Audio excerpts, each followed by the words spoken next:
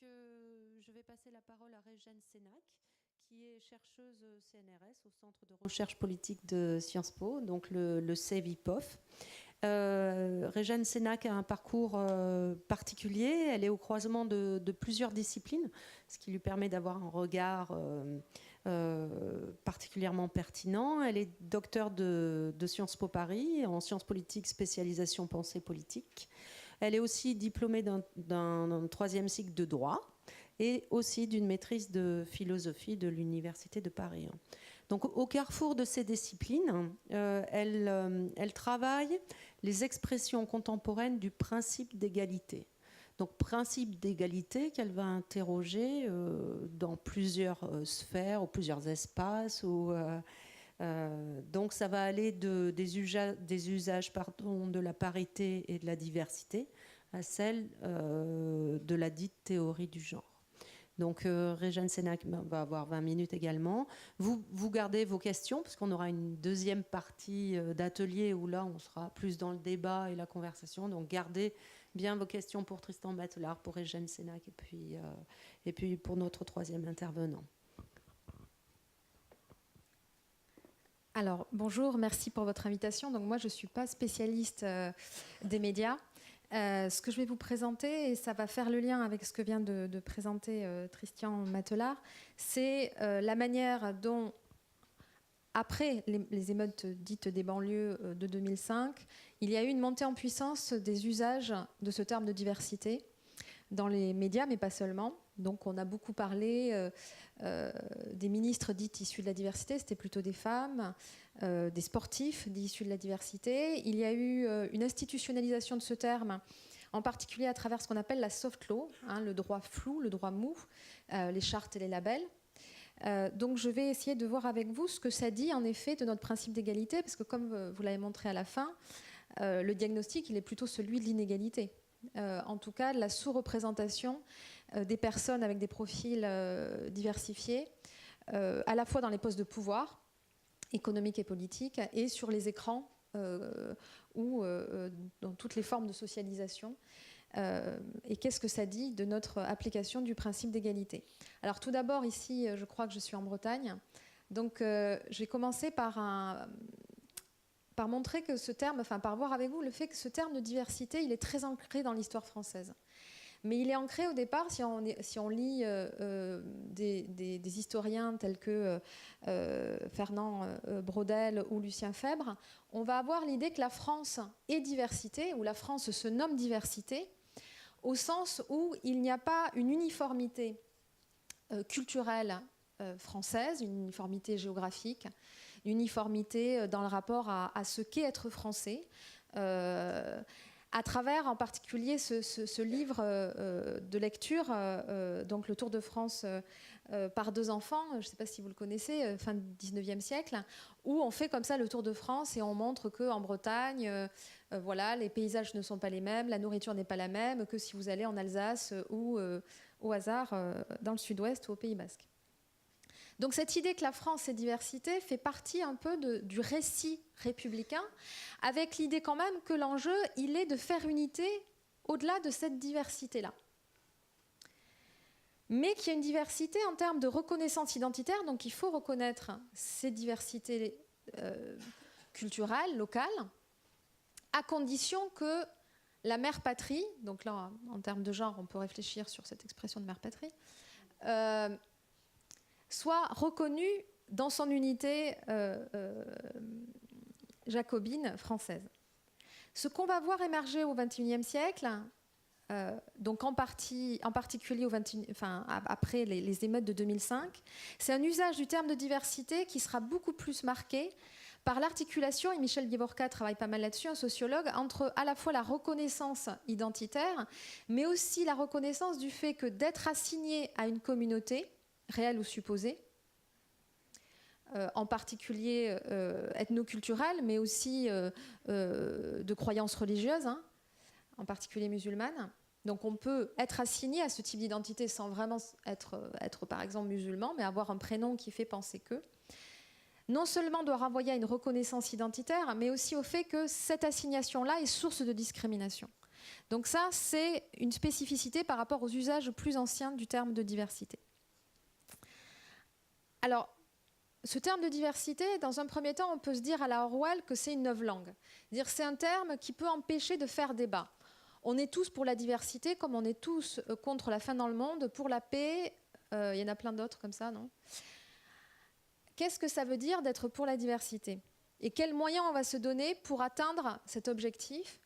Est-ce que être pour la diversité, c'est le fait d'appliquer au XXIe siècle notre fameux principe d'égalité qui est premier dans l'ordre lexical républicain français, pour reprendre du Rawls ?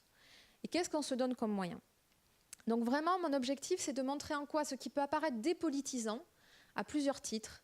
Dépolitisant parce qu'on a l'impression que c'est plutôt les acteurs économiques qui portent ce terme, avec cette idée de management de la diversité qui nous viendrait plutôt des pays anglo-saxons, des Américains, donc ce qui n'est jamais très bien vu en France, ou trop bien vu, enfin, il n'y a jamais de juste milieu là-dessus.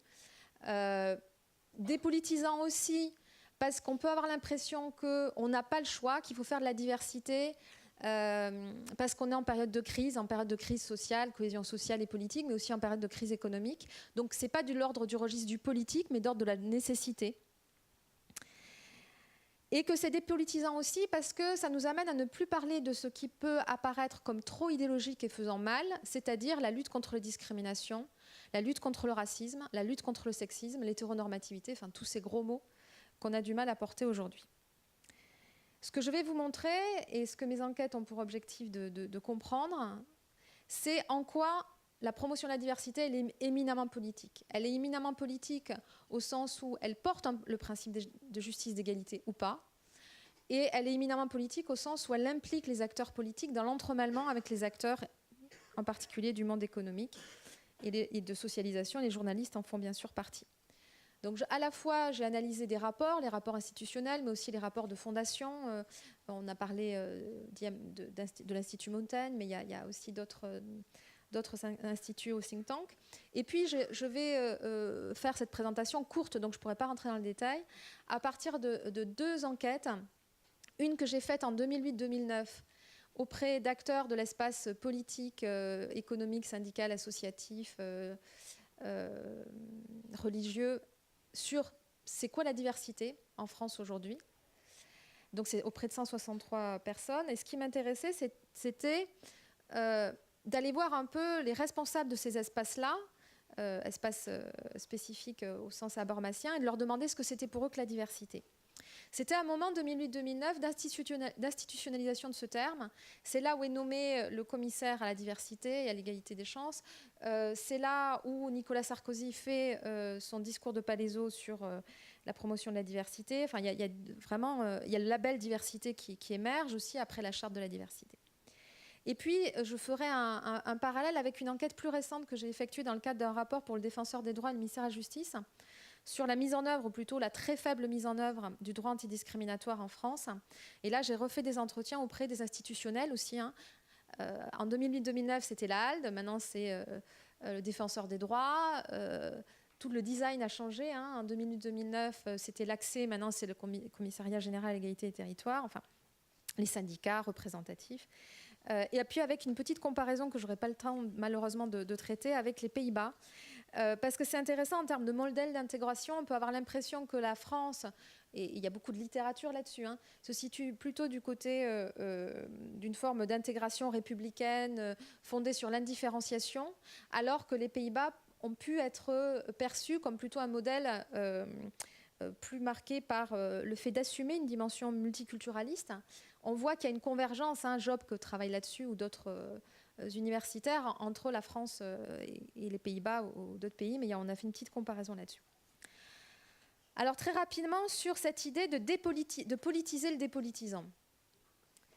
Ce qui est intéressant, c'est qu'on peut avoir une interprétation de l'émergence de ce terme de diversité et de sa promotion au XXIe siècle, soit comme le ralliement des grandes entreprises françaises à un modèle managérial déjà fortement mis en place dans les pays anglo-saxons. Donc l'idée, c'est que les grosses entreprises comme L'Oréal, IBM ont transposé en France et ont permis de faire émerger en France cette promotion de la diversité, qui est plus de l'ordre de la soft law.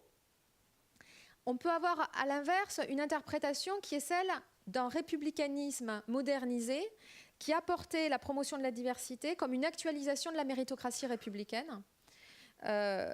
Donc en particulier à travers l'ouverture de la troisième voie de l'ENA pour favoriser la diversité des élites dès 1983, différentes prises de position comme celle de Chevènement en 1999.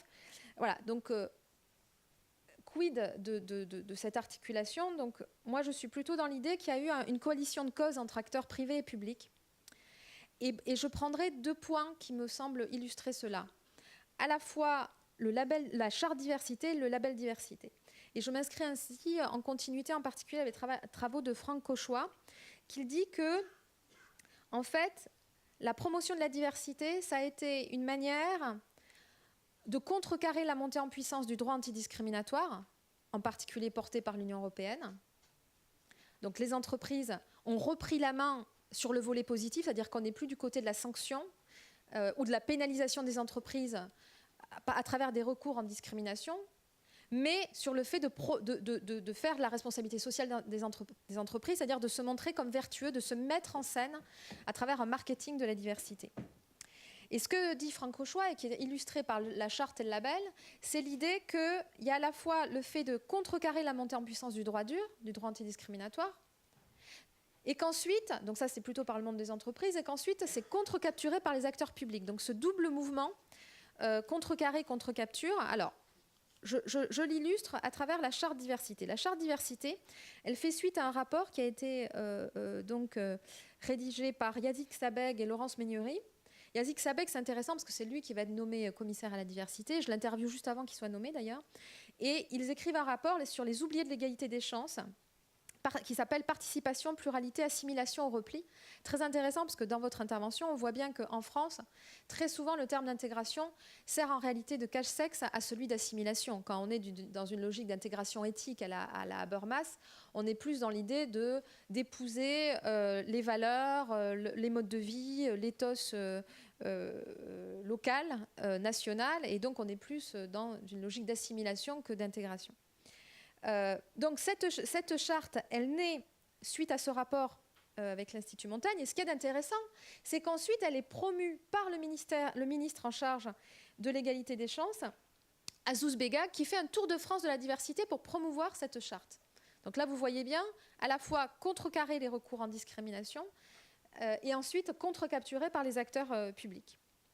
De la même manière, le label diversité, il est élaboré par l'Association nationale des directeurs de ressources humaines et il est inauguré en septembre 2008 par le ministre, accrochez-vous, pour ceux qui sont jeunes, vous ne le connaissez peut-être pas, ce ministère-là, Immigration, Intégration, Identité nationale et Développement solidaire. J'interviewe à l'époque le ministre en charge de ce dossier, Éric Besson, et on a cette rhétorique du fait qu'on est d'abord immigré, ensuite on s'intègre et donc on rentre dans l'identité nationale et puis on fait du développement solidaire pour pas qu'il y ait quand même trop de personnes qui immigrent en France. Et ce label diversité, on voit bien que là-dessus, il y a vraiment cette histoire des acteurs, entre acteurs publics et acteurs privés. Là où il y a quelque chose un peu à dénouer, c'est que, aussi bien quand on regarde la charte et le label, qu'est-ce que disent la charte et le label? La charte et le label disent que c'est le versant positif de la lutte contre les discriminations. Je ne sais pas si vous connaissez aujourd'hui le nombre de critères juridiques en ce qui concerne la lutte contre les discriminations. Il y en a 25 aujourd'hui. Et le label et la charte diversité sont censés être le versant positif de tous ces critères de discrimination. Or, la manière dont c'est publicisé, dont c'est institutionnalisé, aussi bien par les acteurs publics que par les acteurs privés, on voit bien que c'est quand même centré sur l'idée de répondre à la crise politique de cohésion sociale, en particulier incarnée par les émeutes des banlieues de 2005. Et donc, on est beaucoup plus sur la dimension ethnoculturelle, sur le fait que le creuset républicain français ne fonctionne plus. Et donc, on voit qu'il y a une forme d'hypocrisie sur ce terme de diversité qui, en termes à la fois de marketing politique et économique, en effet, touche plus les personnes pas issues de n'importe quelle immigration. Et certains, d'ailleurs, qui ne sont pas issus d'une immigration, c'est-à-dire les racialisés, les non-blancs, à la fois d'immigration postcoloniale, mais ça peut être le cas de 2-3 générations, ou ceux qui viennent des dom-toms, et j'ai interviewé en particulier le délégué interministériel à l'outre-mer, qui subissent les mêmes discriminations que les non-blancs qui sont immigrés, alors qu'ils sont français depuis plus longtemps que les Niçois. Donc là, on voit bien que on est dans un flou politique et juridique, mais par contre, il y a quand même, en termes de principe de justification de cette promotion de la diversité, qui est donc pas du côté de la sanction, mais du côté de la bonne volonté, hein, il y a quand même l'idée que c'est de l'ordre du win-win. C'est une espèce de conte de fées républicano-néolibéral où on a tout à gagner et rien à perdre à faire de la promotion de la diversité, avec ce registre qu'avait porté en particulier un ministre norvégien, mais pas seulement, que la diversité, c'est bon pour le business. Et que vous allez gagner des parts de marché, que vous allez apporter une autre vision. Voilà. Donc il y a vraiment cette idée qu'il y a à la fois l'application du principe républicain d'égalité, le fait d'être dans une logique de reconnaissance interculturelle et de répondre, dans une période de crise globale, à cette injonction de rentabilité. Donc moi, je suis de celles et de ceux qui essayent de mettre en évidence le fait que faire cohabiter le principe de justice d'égalité et la question de la rentabilité est en réalité difficilement tenable. C'est-à-dire cette idée que on peut faire les deux sans que l'un conditionne l'autre est assez périlleux. Je vais citer le rapport de France Stratégie qui est paru en septembre 2016, qui s'appelle « Le coût économique des discriminations », qui est pour moi tout à fait révélateur de ça, puisque dans ce rapport, il est dit que si on arrêtait de discriminer dans l'accès à l'emploi, en particulier les femmes et les non-blancs, puisque c'était les deux grands groupes étudiés, alors ils les appellent pas non-blancs, hein, mais ça revient à ça, on gagnerait 7%, je crois, de PIB, ça serait 150 milliards d'euros. Donc, au-delà du fait qu'économiquement, ça tient assez peu la route, on avait fait une tribune d'ailleurs dans Le Monde avec une collègue économiste, puisque c'est comme si le gâteau était complètement exponentiel. Or, quand vous avez par exemple une promotion par rapport à un emploi, il n'y aura qu'un poste, on ne va pas dédoubler les postes. Donc, soit ça sera l'homme blanc hétérosexuel de CSP+, soit ça sera la femme homosexuelle juive, soit, voilà. Mais on ne va pas pouvoir multiplier les postes. Donc, il va y avoir des perdants individuellement et idéologiquement. Là où il y a quelque chose qui, dans la littérature, en particulier en gestion des ressources humaines, est très forte, c'est qu'on a vraiment cette mise en scène que la diversité, c'est bon pour le business. Pour moi, ça a deux effets. Dans le scénario le plus optimiste, où on montre que inclure des personnes qui jusqu'à présent étaient discriminées va apporter une plus-value économique, sociale, voilà. Si on arrive à prouver que c'est rentable, pour moi on peut arriver à prouver l'inverse, hein, mais si on arrive à prouver que c'est rentable, le problème c'est que les moyens conditionnent la fin. C'est-à-dire que si vous justifiez leur inclusion dans des logiques de complémentarité, vous ne portez pas l'égalité mais la complémentarité. C'est-à-dire que vous allez attendre d'eux et d'elles qu'ils apportent autre chose. Très concrètement, quand on parle du management au féminin ou du fait que les femmes dans le journalisme vont apporter un autre regard, il y avait eu d'ailleurs une tribune dans Libération où on m'avait demandé de faire un papier, les journalistes en politique, femmes, ont été inclus autour de Françoise Giroud avec l'argument que les hommes politiques, vous allez voir, c'est un argument assez graveleux, mais bon, voilà, excusez-moi, c'est pas moi qui l'ai trouvé, que les femmes, les journalistes politiques allaient avoir des infos que les hommes journalistes politiques n'arrivaient pas à avoir. Les hommes politiques, à l'époque, étaient avant tout des hommes. Voilà. Et donc, c'est parti sur cette idée que donc, les femmes allaient faire du journalisme autrement, qu'elles allaient avoir d'autres informations, qu'elles allaient les traiter différemment aussi. Voilà.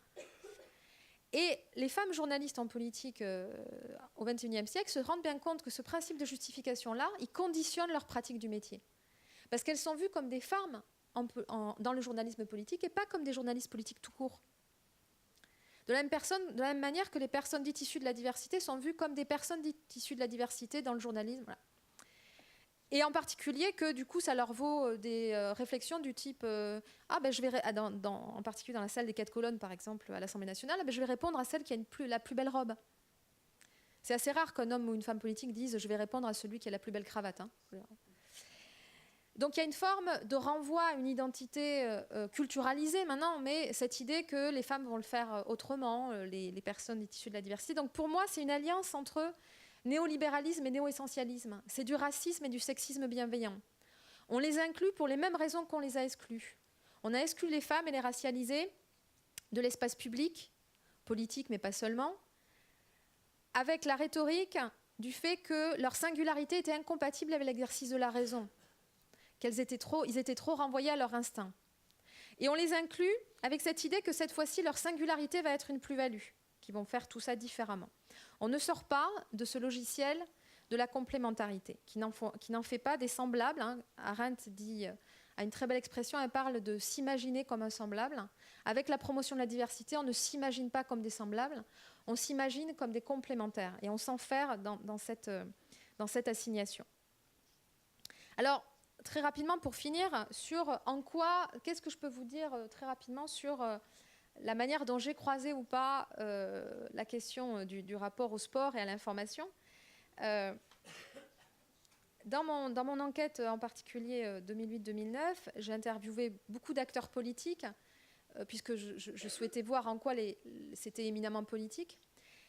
J'ai interviewé 8 membres de cabinet de Nicolas Sarkozy. Il y avait Henri Guénaud, Claude Guéant, mais il y avait aussi le conseiller technique chargé de la politique de la ville et des questions de diversité, qui s'appelait Rachid Kassi. Et il me dit, pour moi, la traduction concrète de l'idéal de rétablissement de la méritocratie républicaine peut être associée à la philosophie du sport. Pourquoi ? Parce que, d'après lui, le sport est le lieu où on choisit les meilleurs sans regarder ni la couleur ni l'origine. Donc, qui est vraiment de la méritocratie pure. Là, c'est le meilleur qui gagne, c'est le meilleur qui est sélectionné. Donc, on voit vraiment tout ce mythe de la méritocratie républicaine ou de la méritocratie sportive. Et il cite l'équipe de France de football, où il y a beaucoup, je le cite, où il y a beaucoup de blacks parce qu'ils sont les meilleurs et pas parce qu'ils sont blacks. Alors, quand je rédige mon bouquin derrière, qui s'appelle L'invention de la diversité, autour de ce travail, ça tombe en plein, non pas dans une victoire d'une Coupe du Monde comme pour l'été 98, mais en plein dans une controverse autour d'une enquête de Mediapart, heureusement qu'il y a Mediapart, fin avril 2011, sur les quotas discriminatoires officieux de la Fédération française de football. Je pense que vous vous en souvenez. Selon laquelle la consigne aurait été donnée par la direction technique nationale, c'est pas rien, de limiter à 30% le taux de jeunes footballeurs français d'origine africaine ou maghrébine lors des épreuves de sélection. Enregistrement à l'appui. C'est très intéressant parce que ça met plus qu'une brèche dans ce mythe de la méritocratie républicaine et en particulier dans cette philosophie du sport où ce sont uniquement les compétences et les mérites qui sont à l'œuvre. Pourquoi ? Parce que ce quota-là qui avait été mis avait été justifié à la Fédération française de football par l'idée que les noirs et les blancs, excusez-moi de parler comme ça, c'est de la fiction politique, le noir et le blanc, il n'y a pas de noir et de blanc. Mais il y a du racisme qui est créé sur cette fiction politique-là. Cette idée qu'en fonction de notre couleur de peau, on n'avait pas les mêmes qualités, et en particulier les mêmes qualités sportives, et que donc il fallait qu'il y ait des blancs, parce qu'ils étaient censés, je crois, être plus stratèges, si je me rappelle la rhétorique, et que, par contre, les racialisés étaient plus rapides. Donc juste, peut-être en conclusion, quand on travaille sur l'évaluation d'une politique publique, c'est très à la mode de travailler sur les évaluations de politique publique. Déjà, la promotion de la diversité, il faut bien voir que ça ne renvoie pas à un droit, et donc à un devoir, c'est-à-dire qu'on ne peut pas faire de recours en nom de diversité. Ça renvoie donc à cette idée de bonne volonté. Mais par rapport au positionnement, en particulier par rapport aux médias, on voit bien que l'enjeu, et je reprendrai les travaux de Ronald Dworkin en particulier, qui travaille sur l'évaluation de la promotion de la diversité, en particulier à travers les quotas dans les universités américaines, il dit: quel est l'objectif de ces politiques ? Est-ce que c'est d'effacer les différences désavantageuses et de rétablir ensuite une politique d'indifférence à la différence, ou d'avoir une politique de reconnaissance qui permet de valoriser des différences ? Là, on voit bien que on est dans quelque chose qui est important, c'est-à-dire se demander c'est quoi l'objectif de la diversification des élites, de la diversification des écrans, de la diversification de l'information. Est-ce que l'idée, c'est qu'on en arrive enfin à être à la hauteur de nos idéaux, en particulier républicains, où on est censé, quelles que soient nos caractéristiques individuelles, être reconnus par nos mérites et nos talents, ou est-ce qu'on reconfigure une forme de de néo-essentialisme où on aurait chacun à représenter des groupes d'intérêt, des qualités différentes en fonction de notre sexe, de notre couleur de peau. Donc ça, c'est vraiment très intéressant de se demander est-ce que l'objectif, c'est d'atteindre une société post-genre et post-raciale, où on serait toutes et tous à égalité dans notre société française, ou est-ce que ça, c'est au contraire de moderniser une assignation à la complémentarité.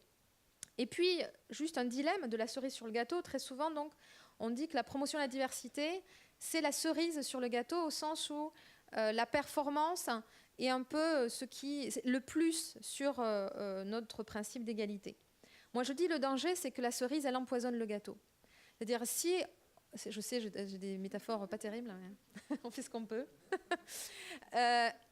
L'idée, c'est que si on part dans cette argumentation-là de la rentabilité de la diversité, que ce soit une rentabilité pour les médias, pour les sportifs, pour les acteurs politiques. Voilà. Si on montre que soit c'est indifférent économiquement et socialement, soit ça n'est pas rentable.